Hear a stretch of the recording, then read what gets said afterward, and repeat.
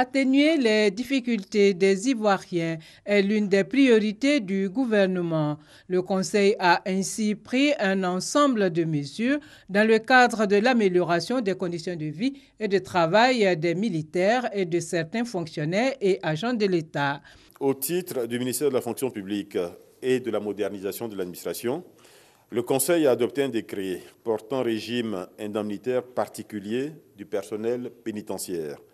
Ce décret institue, au profit de ce personnel, le personnel pénitentiaire, une indemnité de risque et une indemnité de sujétion à l'égal des autres corps paramilitaires. L'indemnité de risque est comprise entre 80 000 et 125 000 francs CFA et l'indemnité de sujétion entre 40 000 et 75 000 francs CFA par mois. En outre, il étend la gratuité du transport accordé par les entreprises publiques aux agents pénitentiaires dans l'exercice de leurs fonctions. Cette mesure prend effet pour ce qui concerne les indemnités à compter du 1er janvier 2018. Au titre du ministère auprès du président de la République chargé de la Défense, le Conseil a adopté un décret portant modification de l'annexe au décret numéro 2000-175 du 10 mars 2000, déterminant le droit au logement en faveur des militaires et des forces armées nationales. Il s'agit ici d'une augmentation du bail et cela va représenter un coût global de 17,5 milliards de francs CFA par an et un coût unitaire supplémentaire de 20 000 francs.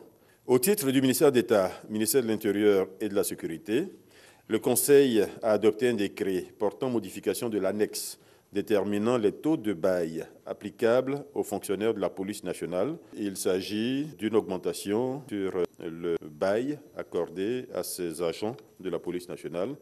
Et le montant est du même niveau, 20 000 francs CFA par an, pour un coût global qui sera de 17 milliards de francs CFA par an. Ces décrets concourent à la revalorisation des taux mensuels de bail et d'indemnités forfaitaires contributives au logement servis aux militaires, au personnel paramilitaire, des gendarmeries, des eaux et forêts, de la douane et assimilés, ainsi qu'au personnel de la police nationale. Ces mesures prennent effet à compter du 1er janvier 2018. Le gouvernement, qui entend également faciliter l'accès des populations au logement, a fixé le prix unitaire maximum de vente des logements à caractère économique et social, un prix plafond que les promoteurs immobiliers ne doivent pas dépasser. Ce décret fixe le prix maximum de vente des logements à caractère économique à 23 millions de francs CFA, hors taxes, et celui des logements à caractère social à 12 500 000 francs CFA, hors taxes.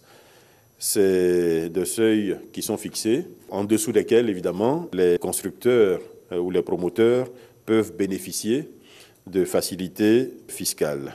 Donc l'objectif, c'est évidemment que les maisons construites et proposées aux populations soient à des prix inférieurs à ceux que nous venons d'indiquer. Le Conseil a par ailleurs examiné les rapports de mise en œuvre des recommandations de la Convention sur l'élimination de toutes les formes de discrimination à l'égard des femmes et sur celle de la déclaration solennelle des chefs d'État de l'Union africaine sur l'égalité hommes-femmes.